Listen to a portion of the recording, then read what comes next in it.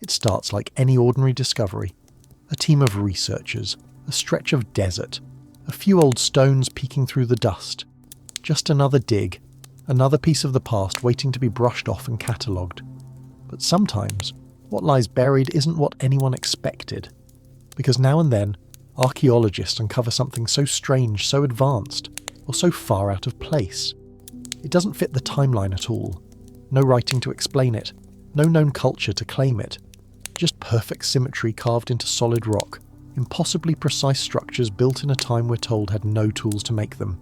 These sites aren't just historical anomalies. They're cracks in the story of our origins, and if even one of them is real, if one temple or one monument truly was built without the technology we thought necessary, then everything we thought we knew about human history needs to be rewritten. So just breathe. There's no need to rush. Let the mystery unfold at its own pace. Tonight, you'll hear stories of ancient places that whisper questions louder than any answers, places that don't belong, and yet refuse to disappear. Close your eyes. The truth will wait. Puma Punku, Bolivia. At first, it just looks like a field of broken stones. Nothing towering, nothing grand, no pyramid, no statue, no forgotten palace crumbling under the weight of time, just stone blocks scattered across a windswept plateau in the high Andes of Bolivia. You could walk past it and barely look twice, but stop for a moment, really look, and you might notice something strange, something that doesn't quite fit. This place is called Puma Punku, and it has quietly become one of the most controversial archaeological sites in the world. Located near the ancient city of Tiwanaku, Puma Punku sits at a breathtaking altitude of over 12,800 feet, 3,900 metres, above sea level. It's part of a region with deep spiritual and historical significance for Andean cultures. But what sets Puma Punku apart isn't the location, it's the construction, or rather, the impossibility of it. Archaeologists believe the site dates back to at least 536 AD, though some researchers suggest it could be even older, possibly thousands of years older.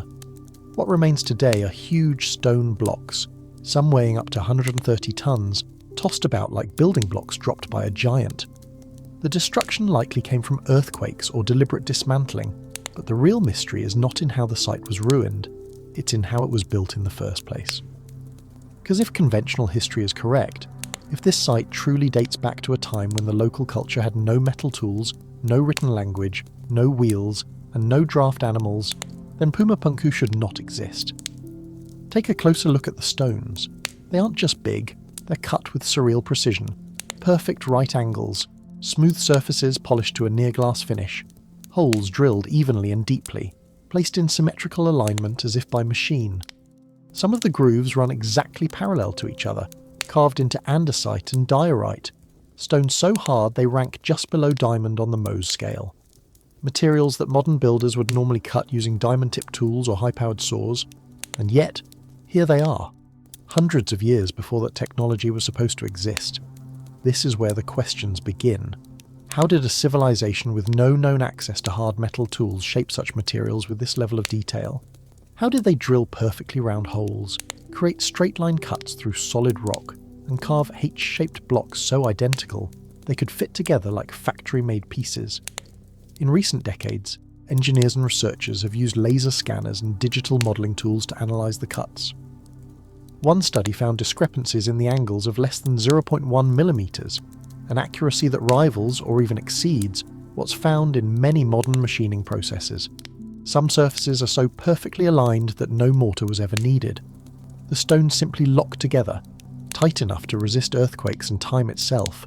It's not just one or two blocks, there are dozens, all showing the same strange signatures, sharp corners, flat planes, and features that seem to defy the rough stone carving tools presumed to be in use at the time.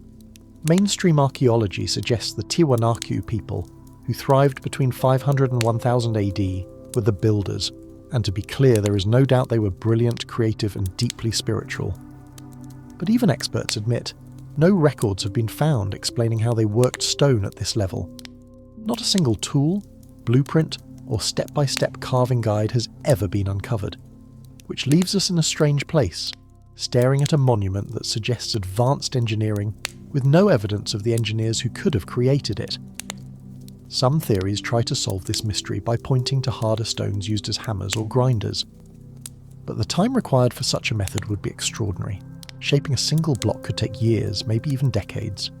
Multiply that by the number of stones, and it becomes almost absurd. Other researchers, still working within the boundaries of natural explanation, have suggested a plant-based chemical softening agent. According to local legends passed down through the generations, certain herbs or extracts could temporarily soften stone, allowing it to be moulded like clay before hardening again. But no scientific evidence for such a process has ever been found. It's an idea without proof, though perhaps not entirely impossible. Then of course there are the more radical theories. Some believe Puma Punku was built by a civilization now completely lost, one that possessed technology we can no longer comprehend. A race of builders who vanished without leaving behind even a fragment of their identity. Others go further still, suggesting intervention by advanced intelligence, alien or otherwise, though no direct evidence supports that idea either. Still, the questions remain, and they aren't going away, because even with the best tools of modern engineering, recreating just one Puma Punku block would take incredible effort. In some cases, engineers have tried, using CNC machines, diamond-tipped cutters, and 3D scanning. The results? Close, but still not perfect. Slight inaccuracies persist even with our most precise equipment, which only deepens the mystery. Why were ancient builders, with no visible access to any advanced tools, able to create something we can barely reproduce now? Why were they cutting diorite with millimetre precision when shaping sandstone with a bronze chisel would have already been impressive? And why does the entire site lie in scattered ruins with no inscriptions, no names, no obvious religious symbols, nothing to indicate who made it or what it was for? Some speculate it was an advanced waterworks system, or part of a celestial observatory. Others believe it was ceremonial, but we don't know, and maybe we're not supposed to. Because sites like Puma Punku challenge more than just historical dates. They challenge the entire narrative of human progress. If this one site was built using methods we can't explain, then what else have we missed? How many chapters of our past have been lost? How many pages were torn out before we even knew they were written? We often assume that technology advances in a straight line, from primitive to modern, from simple to complex. But what if that's not true? What if civilizations have risen and fallen more than once? What if human history isn't a staircase, but a cycle? Puma Punku may never give us all its answers. Its stones are silent, weathered by time, and broken by centuries of wind and quakes. But they're still here, still too perfect, still too precise, still demanding that we look again. So tonight, as you drift off, let that mystery echo in your thoughts, not as a threat, but as a quiet invitation. A reminder that there is still so much we don't know, so many forgotten things buried just beneath the surface, and so many questions waiting patiently in stone for someone someday to finally ask the right one. Sleep well. The past is still out there, watching, waiting, whispering. Next, the Sphinx Temple. It begins like so many stories from Egypt. Golden sand, an endless sky, and monuments rising silently from the desert floor. We've seen the pyramids in textbooks. We know the stories of kings and gods, tombs and treasure, pharaohs and dynasties. Everything about ancient Egypt feels grand but familiar. But just beside the Great Sphinx, in the shadow of one of the most iconic sculptures on Earth, sits something far stranger. A structure you've likely never heard of. No tourist crowds, no postcards, just a few weathered walls, and a mystery that refuses to go away. This is the Sphinx Temple, and if the mainstream timeline of history is correct, it shouldn't be here. At first glance, it's not especially flashy. There's no towering obelisk, no hieroglyph-covered columns, no statues of pharaohs or gods. In fact, one of the first things you'll notice is how completely blank it feels. The walls are bare, the stones are massive, and the whole thing gives off a quiet, monolithic kind of energy. Like it wasn't built to impress anyone, just to last. And it has. The temple is constructed out of limestone blocks, some of them weighing over 200 tons. That's about the same as 130 passenger cars. These aren't small decorative stones. These are full-sized megaliths, precisely quarried, moved, lifted, and set into place without mortar. Each stone fits tightly against the next with near microscopic tolerances, even after thousands of years of erosion and seismic shifts. In places, the seams are still so tight that you can barely slip a piece of paper between them. The weight alone is a problem. Moving a 200-ton stone with modern cranes and hydraulic equipment is possible, but difficult. Now imagine doing it around 2500 BCE, with no iron tools, no wheels, no diesel engines, no computers. Ancient Egyptians, according to the standard narrative, were incredibly resourceful. But even the most generous explanations, sledges, manpower, water lubrication, start to fall apart when applied at this scale, and that's just the beginning. Because when you compare the Sphinx Temple to other structures from the Old Kingdom, something strange happens. The typical temple layout of that time included smaller, more manageable stones, arranged in rows of columns and open courtyards. Those temples are often rich in inscriptions, covered with hieroglyphs detailing rituals, gods, calendars, and royal achievements. But the Sphinx Temple? None of that. There are no inscriptions, no names, no gods, no pharaoh claiming credit. It's as if the builders never wanted to be known, or were forgotten so long ago that even memory let them go. Even more curious, the source of the stone itself. The limestone blocks that make up the temple were quarried from the trench surrounding the Sphinx. In other words, the builders dug out the body of the Sphinx and then used the stone they removed to build the temple right beside it. That would mean the temple and the Sphinx are not just neighbours, they're part of the same architectural project. And here's where things get very uncomfortable. Because if the Sphinx is older than we think, then so is the temple. In the 1990s, a geologist named Dr. Robert Schoch from Boston University proposed something radical. After studying the enclosure walls around the Sphinx, he noticed a pattern of vertical weathering, not from wind or sand, but from heavy sustained rainfall. The problem? The last time the Giza Plateau saw that kind of rainfall was between 7000 and 5000 BCE, long before the pharaohs, long before pyramids, long before writing. If Dr. Schoch's analysis is correct, it would mean the Sphinx, and by extension the Sphinx Temple, could be at least 7,000 years old, if not older. That would push their construction to the edge of known human civilization. It would imply an advanced society capable of large-scale engineering thousands of years before anything similar appears in the historical record. And yet, there it stands, massive, silent, blank. A few mainstream Egyptologists reject this theory outright, suggesting that the water erosion could have been caused by other factors, flash flooding, chemical erosion, or subsurface salt decay. But these counterarguments have never fully explained the depth and shape of the erosion patterns, so the mystery remains. Was the Sphinx Temple truly built by the ancient Egyptians? Or was it inherited, a hand-me-down from a civilization we no longer remember? That theory, often called the pre-dynastic inheritance hypothesis, suggests that early Egyptians discovered the Sphinx and the temple already standing, that they adopted it, revered it, and incorporated it into their own evolving spiritual system. That what we see as Egyptian in style may in fact be built on top of something far older. And if that's true, then we're left with one of the most unsettling questions in archaeology. Who built it originally, and where did they go? There are no records, no tools. No cultural remains nearby that would explain how a group of people managed to quarry, move and position stones the size of buses with no visible infrastructure or explanation. And remember, the Great Pyramid is impressive, yes, but its average block weighs between 2 and 15 tons. The Sphinx Temple stones are 10 times heavier.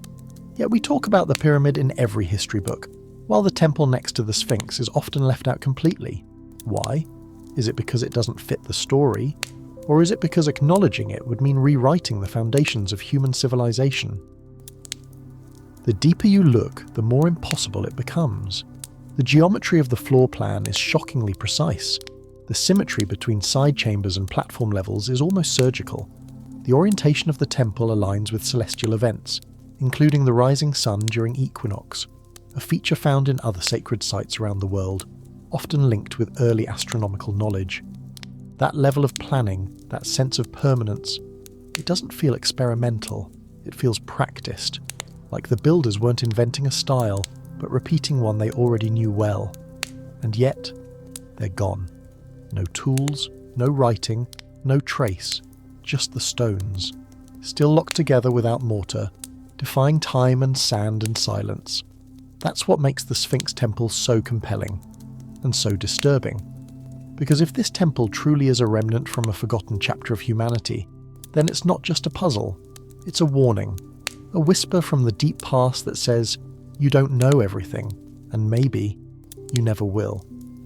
So tonight, as you rest, let that thought drift softly through your mind, not as fear, but as possibility. The idea that long before our cities and satellites and skyscrapers, something else stood here. Something ancient, something capable, something we forgot. Sleep well. History doesn't end, it only waits. Next we have the impossible stone arches. It starts the way many strange discoveries do, with silence. A quiet, empty stretch of land where no one was supposed to be. No towns, no temples, just wind, sky and stone. But then, something appears on the horizon. Massive, curved, balanced in ways that defy explanation. They call them the impossible stone arches, and if they're what they appear to be, then someone, a very long time ago, knew something we still don't.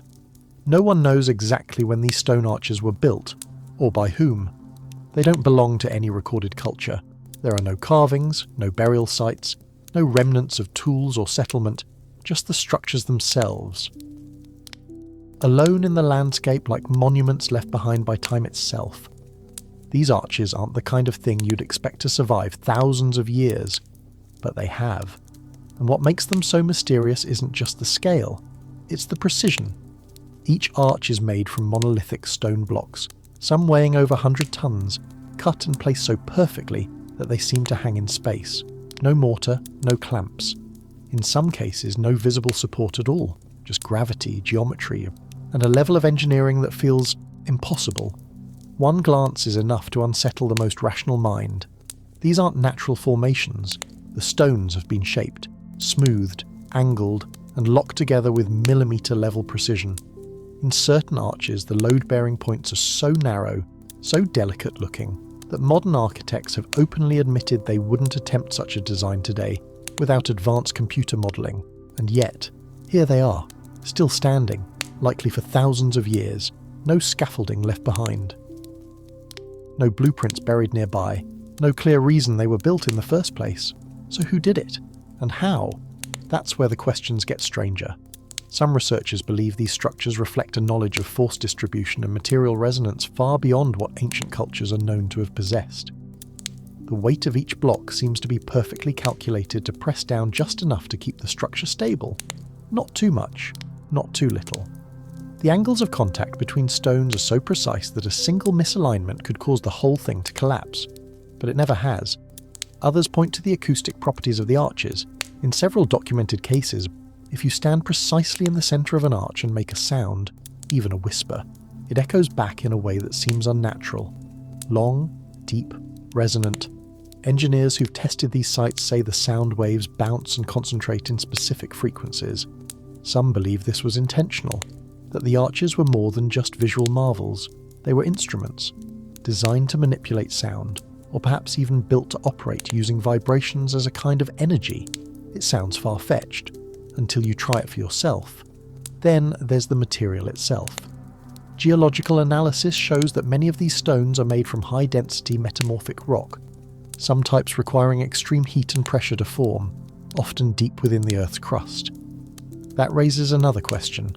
How did ancient builders extract and move these stones to the surface without mining equipment?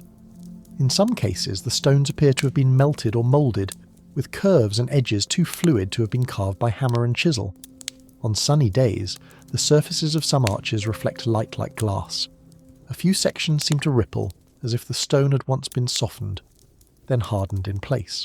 No signs of chisel marks, no break lines, just perfect curves flowing through impossibly heavy material. One theory, unproven but persistent, is that the builders used a now-lost technique to temporarily soften stone, either chemically or using high-frequency vibration. Local myths in some areas even speak of singing stones, rocks that could be made to melt or move through sound alone. Of course, modern science doesn't recognise such a process, but these stories exist all the same. What makes this even harder to accept or ignore is the pattern in which these arches appear. In some regions they are aligned in long straight lines, stretching for dozens of kilometres, always evenly spaced, always pointing towards something. Some align with solstices, others with constellations. It's as if the arches weren't standalone pieces, but components in a larger system. Perhaps a route, a map, or even a communication network.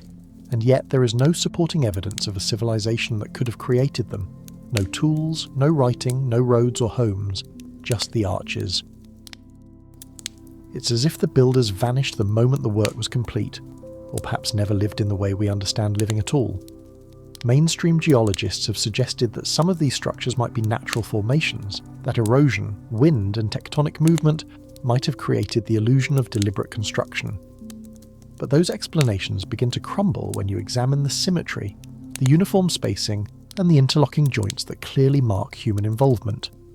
Some of the arches show multi-block assemblies, meaning the stones were not shaped individually, but assembled together in a way that relies on structural balance and coordinated design. Nature simply doesn't work that way. So what are they? Religious monuments, navigational markers, ancient technology, or perhaps a combination of all three? Some fringe theorists have even gone so far as to suggest that the arches are remnants of a pre-flood civilization, one that existed before 10,000 BCE and was wiped out by sudden environmental change. This theory connects the arches to other megalithic anomalies found around the world. Göbekli Tepe, Baalbek, Puma Punku, structures that, according to traditional history, shouldn't exist but do. If this lost civilization did exist, it would explain a lot. The stone mastery, the mathematical precision, the lack of supporting cultural artifacts. But it would also raise terrifying questions. How advanced were they? What happened to them? And why does no trace remain except for their stone? Because if something was powerful enough to erase an entire civilization, tools, texts and all, but leave the stone, then maybe the stone was all they wanted us to find, and maybe that's all we'll ever get. So tonight, as you let your thoughts drift, imagine standing beneath one of those silent arches. Cool air, no sound but your own breath. Stone pressing gently above your head, held up by a balance you don't fully understand. You feel small but not afraid. Because somehow, someone stood here before you. Someone who knew things we've forgotten. Sleep well. The arches will still be there tomorrow, waiting. Next, we have to discuss Kailasa Temple, Nabta Playa. It starts like a story about dedication and patience. A temple, carved with devotion into the side of a mountain in western India. Pilgrims come and go. Visitors walk through its cool stone corridors. From a distance, it looks like any other ancient monument, a place built to honour the divine. But look closer, and the illusion of familiarity begins to fade. This isn't a structure built brick by brick. This is something entirely different. This is the Kailasa Temple at Ellora, Maharashtra, and it might be the most impossible building ever made. Unlike almost every other great monument in history, Kailasa wasn't constructed by stacking stones. It was carved top down from a single massive block of basalt rock. Imagine a mountain. Now imagine carving an entire cathedral out of it. Pillars, corridors, statues, and shrines. Without once adding a single brick. That's what happened here. According to mainstream records, the temple was commissioned during the Rashtrakuta dynasty around the 8th or 9th century CE. Official history suggests it was built under King Krishna III, possibly between 757 and 783 CE. But even those dates come with a heavy dose of uncertainty. Because when you actually look at Kailasa Temple, its scale, its precision, its lack of construction records, the timeline starts to feel less like history and more like speculation. Archaeologists estimate that at least 400,000 tons of rock were removed to create the temple. Let that sink in. Hundreds of thousands of tons carved away, leaving behind a multi-level complex with dozens of halls, intricately carved pillars, towering statues, and even drainage systems. And yet, no trace of the removed stone has ever been found nearby. No ancient quarries, no dumping grounds. No record of how it was transported or used elsewhere. It simply vanished. How was this done in a world with no electricity, no diamond-tipped tools, no modern surveying equipment? Even with today's technology, replicating something like Kailasa would be a monumental feat requiring cranes, lasers and computer modelling. And yet, according to official history, it was all done with chisels, hammers and raw human labour in just a few decades. If you stand inside the temple, the feeling is almost disorienting. The pillars are perfectly symmetrical, aligned with laser-like precision. Walls run dead straight for dozens of metres. Ceilings soar over 10 metres high, adorned with intricate carvings and motifs. Every line smooth and clean with no irregularities. It's not just impressive artistry, it's engineering at a level we're told didn't exist at the time. There's another oddity. Because the temple was carved from the top down, every strike of the chisel had to be planned in advance. There was no room for mistakes. One wrong cut could ruin an entire column or collapse a chamber, yet the design flows seamlessly from one hall to another, with perfect proportions and spatial harmony. Whoever did this had to envision the entire three-dimensional layout in their minds before the first cut was made. Some modern engineers who have studied the temple say the process resembles reverse 3D printing, not adding material, but precisely removing it layer by layer to reveal the final form inside. This is not how humans typically build, this is how machines work, and still, there are no blueprints, no diagrams, no ancient texts explaining the method, nothing. What we do have are theories. Some conservative scholars suggest that thousands of workers using iron chisels and hammers slowly carved the temple over 100 years or more. But even that timeline strains belief. To remove 400,000 tons of basalt in just a century would require a constant, massive workforce working with an efficiency and precision far beyond what crude hand tools allow. Others have proposed that the temple was built in stages by multiple generations, but stylistic differences in the carvings don't line up neatly with that idea either. Then there are the more speculative theories, the ones that lean into mystery rather than trying to erase it. Some researchers believe the builders may have used an unknown technique to soften the stone, making it easier to carve. This could have involved a chemical compound or even high-frequency vibrations, a method hinted at in some ancient myths, but not confirmed by science. Under sunlight, certain surfaces of the temple glisten like polished glass, leading some to wonder if the stone was subjected to intense heat or pressure at some point. Others point to the impossibly smooth carvings deep within dark chambers, suggesting that even with oil lamps it would have been nearly impossible to see clearly enough to execute such fine detail by hand. It's important to be clear, there is no hard evidence of lost technology at Kailasa Temple, but the absence of evidence for the traditional explanation, no quarries, no waste material, no detailed records, leaves a vacuum that speculation rushes to fill. Because Kailasa Temple doesn't just challenge our understanding of Indian architecture, it challenges our understanding of human capability. If the Rashtrakuta dynasty truly built it with the tools we think they had, then they achieved something no other culture in recorded history has matched. And if they didn't, then we have to ask, who did? The temple's design itself is also unusual. It's not just one shrine, but a complex of interconnected halls, freestanding pillars, and detailed reliefs depicting stories from Hindu mythology. The scale is monumental, but the execution is delicate, as if the builders weren't just creating a religious site, but demonstrating a mastery of stone on a level we still don't fully understand. No other known Indian temple of the period uses the same top-down monolithic approach at this scale. Most are built up from the ground using stacked stone or masonry. Kailasa stands alone, literally carved out of living rock, a single piece shaped into a multi-dimensional space. Even today, engineers struggle to explain the logistics. How do you plan a multi-story building without a single miscalculation when you're carving from above? How do you remove such vast quantities of rock without leaving evidence of the debris? How do you carve perfectly symmetrical motifs dozens of feet above your head, in near darkness, with hand tools, and never make a visible mistake? We don't know, and maybe that's the point.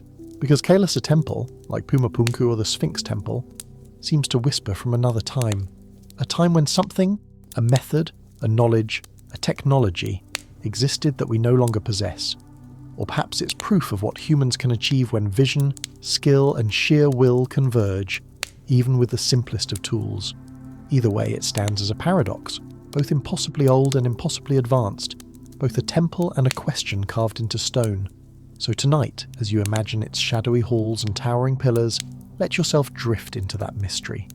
Picture the mountains slowly revealing the temple hidden inside, as if it were always there, waiting to be uncovered.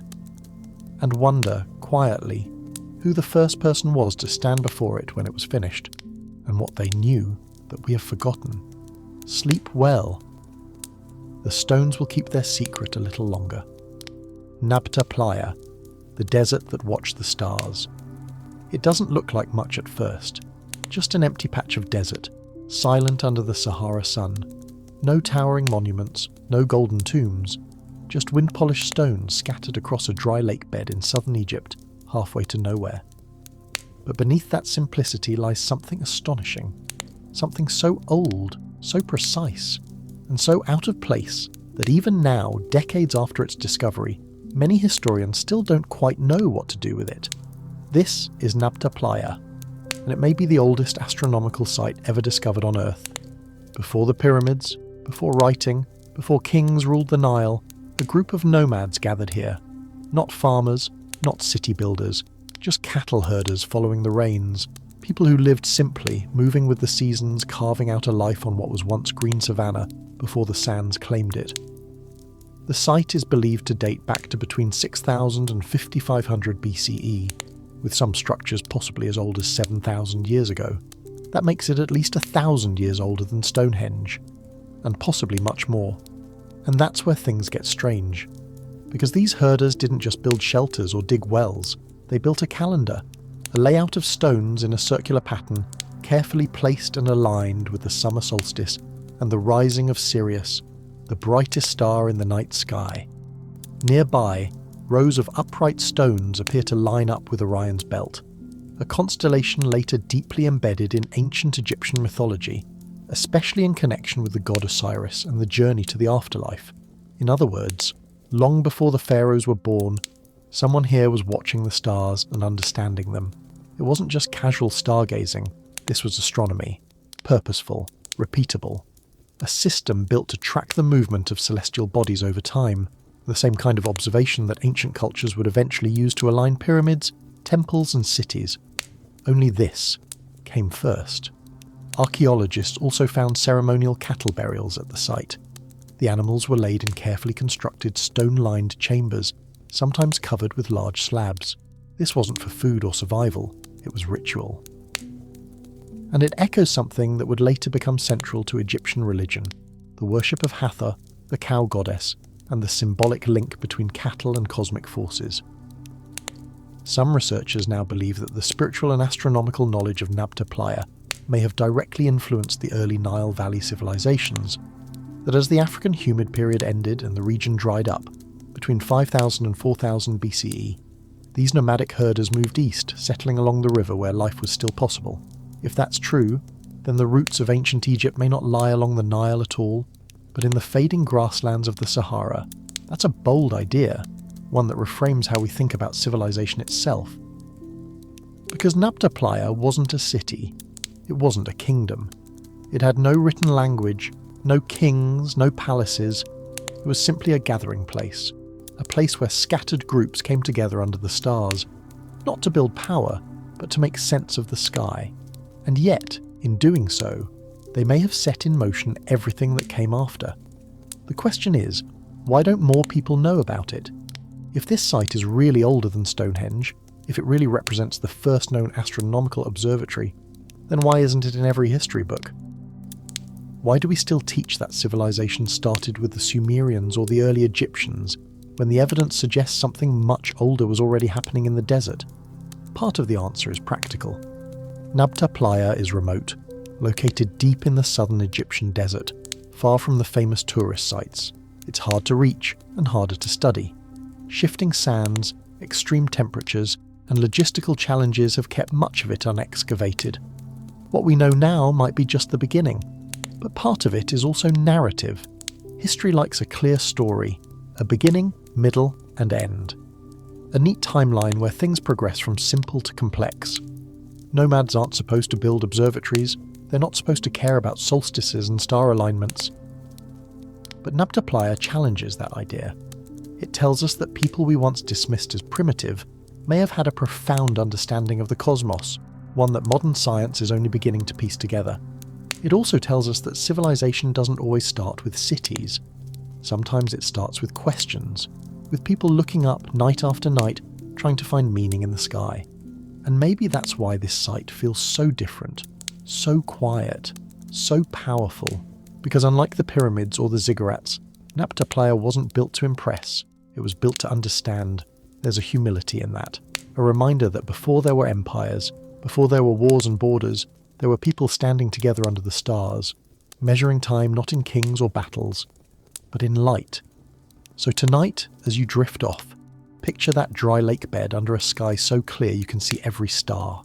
Imagine the flicker of firelight on stone. Imagine the soft voices of those first stargazers, passing down knowledge without books, without monuments, without any record but the rhythm of the stars themselves. They left no writing, no names, no gold, just a circle of stones in the sand, and maybe, just maybe, that was enough. Sleep well. The stars are still there, just like they always were. The Westford Knight, the carving that shouldn't exist. It's just a stone by the side of the road, the kind you drive past without noticing. No monument, no fence. No guidebook. Just a flat slab of rock on a quiet hill in Westford, Massachusetts. A small New England town better known for full foliage than ancient mysteries. But if you stand there long enough, and the sunlight hits it just right, you might see something. A faint outline, a carved figure, almost invisible, but unmistakable. A man in armour. And that's where the story of the Westford Knight begins, with a whisper carved in stone that suggests someone may have crossed the Atlantic 100 years before Columbus ever set sail. The carving is rough, weather-worn and incomplete. For years, most people thought it was just scratches, random grooves in the rock. But in the late 1800s, a local historian claimed it depicted a 14th century European knight, standing upright, wearing chainmail, holding a shield and sword. The claim was bold, and it hasn't gone away. Because according to an alternative theory, this carving isn't just art. It's a memorial, a silent grave marker for Sir James Gunn, a Scottish nobleman who allegedly died during a secret transatlantic voyage in 1398, led by Prince Henry Sinclair, nearly a century before Columbus was even born. According to this theory, Sinclair and his crew made landfall somewhere in northeastern North America, and Gunn died shortly after arriving. The carving was left behind to mark his passing, a final message carved by survivors who then continued their journey south. For most historians, this idea sits well outside accepted history. Mainstream academics tend to dismiss it as pareidolia, the brain's tendency to find familiar patterns in random shapes. They say the night is just a trick of the light, a weathered rock mistaken for something meaningful, but not everyone agrees. Modern 3D scans and digital imaging have revealed that the figure may be more than coincidence. The shape of the helmet, the sword, the shield, even a faint coat of arms, all closely match known designs from 14th century Scottish armour, particularly the Gunn family crest. To believers, that level of detail is hard to ignore, and it's not just the carving itself that raises eyebrows, it's what surrounds it. The Westford Knight isn't the only anomaly tied to pre-Columbian European contact. There's the Kensington runestone in Minnesota, a slab inscribed with Norse runes, allegedly carved by 14th century explorers. There's the Newport Tower in Rhode Island, a circular stone structure that looks eerily similar to medieval Templar churches in Europe. And there's Dighton Rock, also in Massachusetts, covered in mysterious symbols no one has definitively decoded. Each of these cases, on its own, might be written off as coincidence, but together they start to paint a different picture, a fringe theory with deep roots, that long before Columbus, Europeans may have made it to North America, not once, not accidentally, but deliberately and more than once. It's a theory that reopens old wounds in the story of the New World and challenges the timeline we were all taught in school. To be clear, there's no smoking gun, no shipwrecks, no written logbooks, no physical artefacts like swords or tools have been found near the Westford site. And without that kind of evidence, most historians remain sceptical, understandably so. But there are still questions no one can answer. Why does the figure on the rock match European armour from a very specific era? Why would anyone in 19th century Massachusetts fabricate such an obscure detail, one they couldn't even fully understand without modern historical context? And why are there multiple carvings in different states, all hinting at a deeper, older layer of contact? Some argue that oral history holds the missing pieces. Legends from Native American tribes in the region speak of light-skinned men arriving from the sea long before the colonial period. These stories are vague, more poetry than record, but they're consistent. And they echo across tribes, distances, and generations. Skeptics say that without hard evidence, these are just stories, but believers say that's exactly how history works. Not everything is written down. Not everything survives.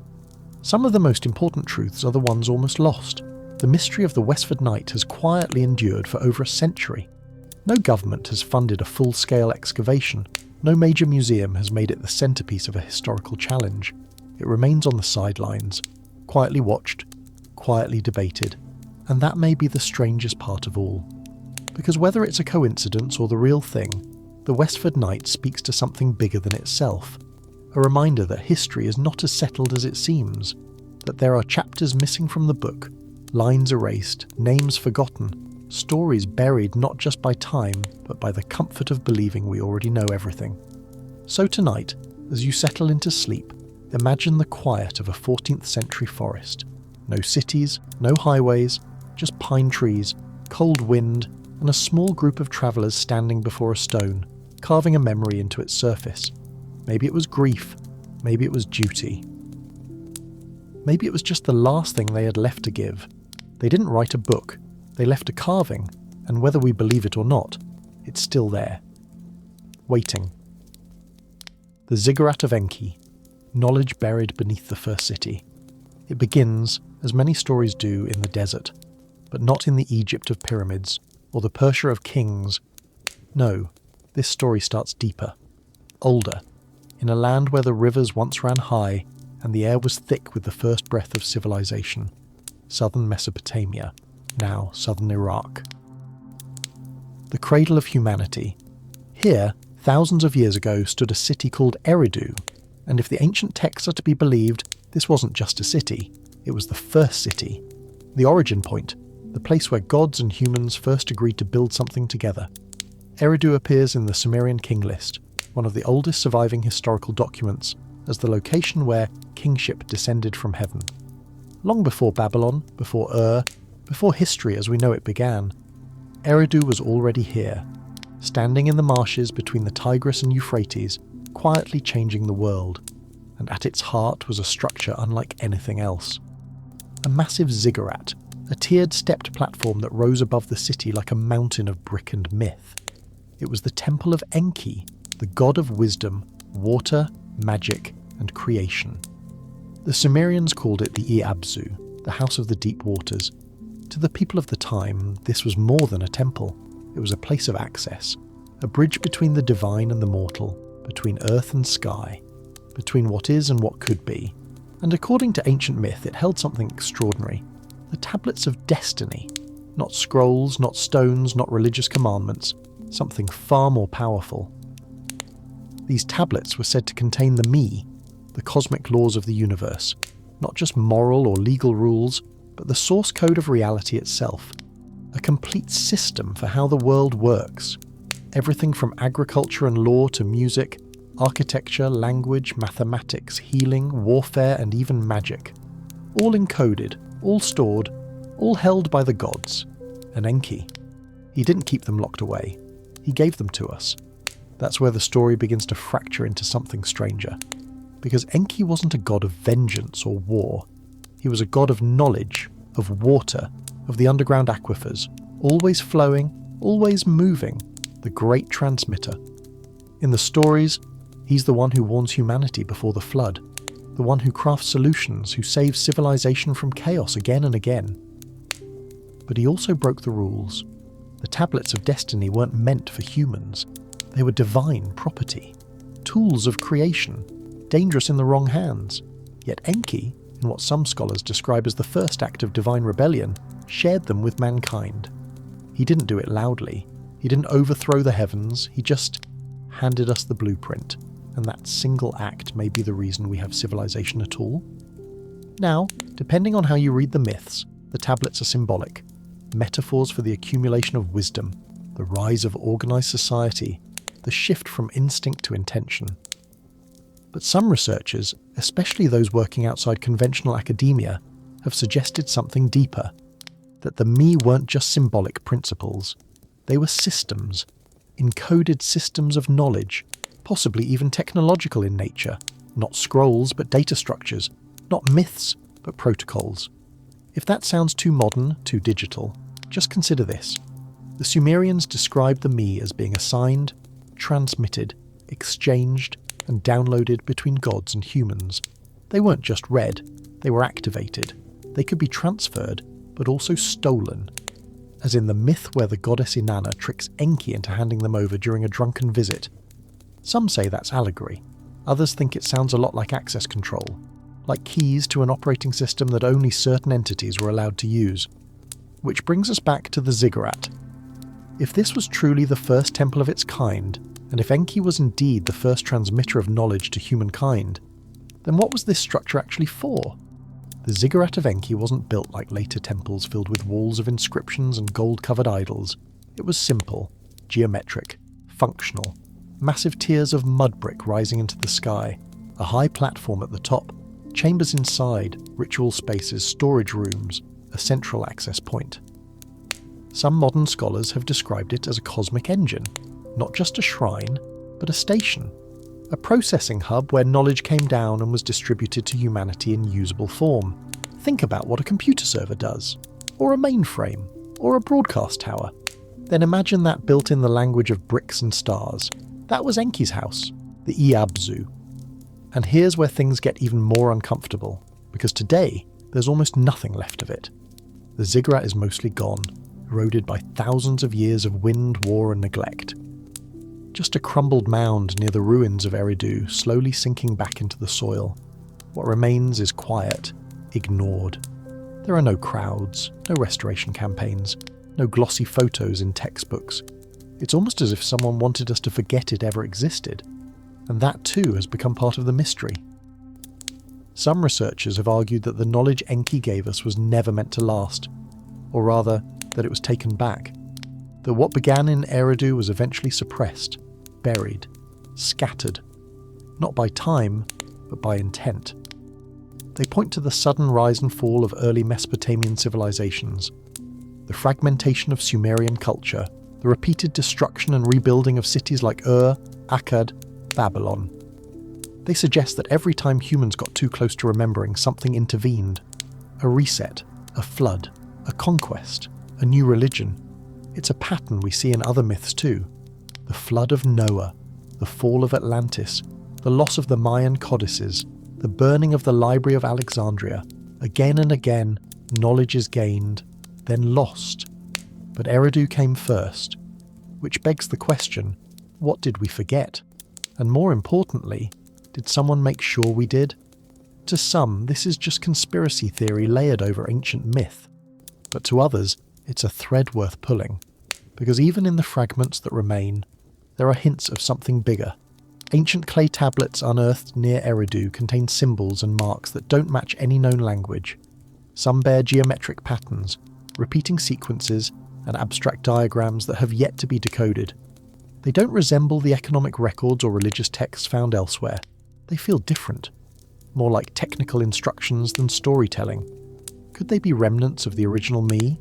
Copies of the Tablets of Destiny, written in a form we no longer recognize? It's impossible to say. But what's more striking is the silence surrounding them. Few major institutions study the site in depth. Most references to the Tablets of Destiny are treated as mythology, not worthy of engineering analysis. The Ziggurat itself, once the tallest in the land, lies mostly unmarked, unexcavated. Eridu is barely a footnote, yet in the earlier Sumerian records, Eridu is the place where everything began. Not Egypt, not Greece, not even Sumer. Eridu. So tonight, as you lay in the quiet dark, picture a city made of clay rising from the marshes, a temple standing over it like a beacon. Inside, not just priests and worshippers, but thinkers, designers. Keepers of a kind of wisdom we've forgotten how to read. Imagine the me, not as paper or stone, but as vibrations, as encoded resonance, as living frequencies passed between minds and machines long before we built either. Imagine a time when gods weren't distant, when the divine walked among us not in clouds or fire, but in knowledge.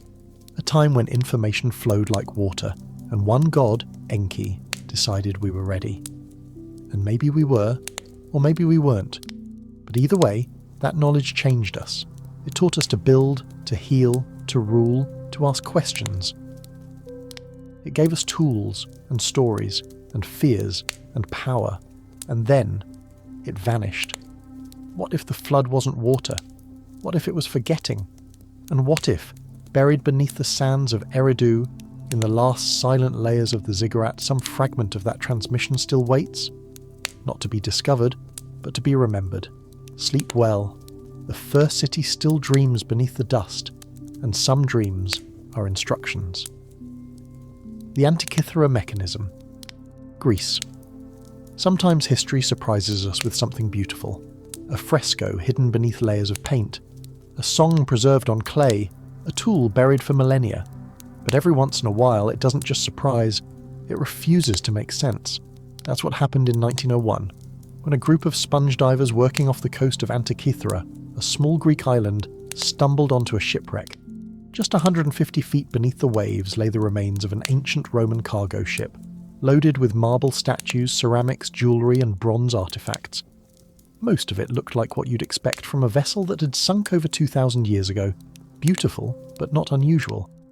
And then someone found a lump of greenish metal fused into a block of wood, corroded, cracked, forgettable. No one knew it at the time, but this mangled artifact would become one of the most baffling discoveries in archaeological history. They call it the Antikythera mechanism. It's been called many things since: the world's first computer, an ancient analog calculator, even a cosmic clock. But what makes it so eerie isn't just how old it is, it's how advanced it is. Far more advanced than it has any right to be. After years of careful preservation and scanning, researchers discovered that the device once contained over 30 interlocking bronze gears, precisely cut and assembled into a mechanism the size of a shoebox. Turn a crank, and the dials moved. Hands spun, discs rotated, and not randomly, with purpose. This device could predict eclipses. It tracked the positions of the moon and the sun, calculated planetary alignments, and may have even included a calendar for the Olympic Games. And it was made over 2,000 years ago, sometime between 100 and 150 BCE. Let that settle in. Because according to conventional timelines, no one in that era should have had this level of mechanical sophistication. The Antikythera mechanism is so intricate, its gears so finely tuned, that nothing even close to it appears again until medieval astronomical clocks, well over 1,000 years later. It's like finding a smartphone in a Roman tomb. So how do we explain it? The first reaction from mainstream scholars was hesitation. Maybe it was a fluke, a one-off, an experimental prototype from a genius inventor whose name and school were lost to time. Some pointed to the writings of ancient thinkers like Hipparchus or Archimedes, who speculated on planetary motion and mechanics. Maybe someone took their math and turned it into a machine. But even that doesn't explain everything, because whoever built the Antikythera mechanism didn't just understand planetary cycles. They understood gear ratios, they understood phase tracking, compound movement, retrograde motion, and predictive modelling. Concepts that wouldn't become part of engineering textbooks until well into the Renaissance. And they didn't just theorise, they built, by hand, without computers, without steel tools, without modern lathes or cutting equipment, out of bronze, and somehow they made it work. So where did this knowledge come from? That's where the mystery begins to deepen. Because when you look through the historical record, the trail goes cold. There's no evidence of an entire workshop of engineers building machines like this. No blueprints, no fragments of similar devices. Nothing in Roman or Greek art that depicts its use.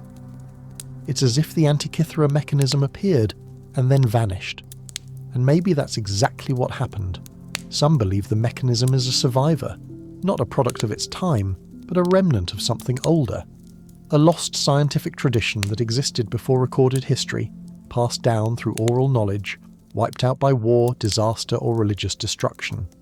A moment of light in the dark, snuffed out before it could spread. Others push further still, suggesting that it wasn't invented at all, but inherited. A reverse-engineered artifact from a far older civilization, possibly one that perished in a cataclysm like the flood myths spoken of in Mesopotamian, Greek, and Egyptian lore. They see it not as a fluke, but as a message in a bottle, a glimpse into a time when humans, or something else, understood the clockwork of the cosmos far better than we do today. Of course, most historians don't accept that theory. They call it romantic, speculative, unsupported, but even they'll admit nothing else like it exists, which leads to the inevitable question, why? Why was something this precise built only once? Why didn't the knowledge spread? Why don't we find other mechanisms buried in ruins or written about in texts? Some blame the shipwreck itself. Maybe it was carrying the only surviving copy, lost at sea on its way to some elite collector or temple. Others think the Roman Empire, despite its greatness, didn't care about preserving Greek science. When empires fall, they take knowledge with them. And then there's the darker theory, the one that makes people uneasy, that someone erased it, that the rise of certain powers, religious, political or otherwise, deliberately suppressed this kind of knowledge, that early analog computing, predictive astronomy and complex mechanics were seen as dangerous, heretical, and so they were burned, buried, or simply forgotten. It wouldn't be the first time. Think of the Library of Alexandria, the Mayan codices destroyed by conquistadors, the lost inventions of Tesla written off as fantasy. History has a habit of erasing what it fears or doesn't understand. So maybe the Antikythera mechanism is a survivor not just of time, but of intentional forgetting. And that's what makes it so haunting. Because it's not just a machine, it's a question carved in bronze, a reminder that technological advancement isn't linear. That just because we don't understand how something was made doesn't mean it couldn't be. That civilizations rise, fall, and sometimes, in the flicker of an instant, leave behind something no one can explain. Even today, scientists and engineers are still trying to reconstruct the full capabilities of the device. X-ray tomography, 3D printing, and AI modeling have helped piece together fragments.